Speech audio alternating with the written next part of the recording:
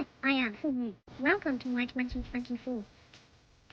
As a little springer, the happiest thing is to go outdoors and play wildly. I keep running and swimming.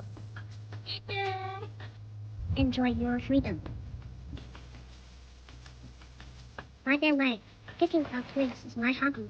I'll be by the sea, in the woods, on the meadow. I picked up various branches. One day I got a special gift while hunting. It's a very cute rabbit. Right, I also want to tell you the stories of my adventure, although I always make myself but my mother always praises me as the bravest puppy. Of course, play with good friends. It's also something I like. I often compete with them in running. I am a great runner. Oh, I almost forgot to tell you about the days when I didn't do it all.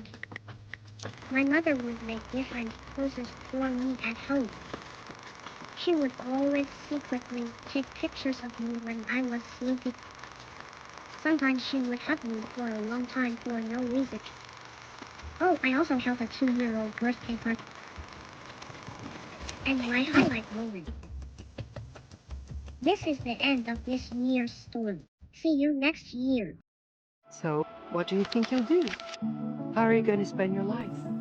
I'm not sure, but I do know I'm gonna live every minute of it.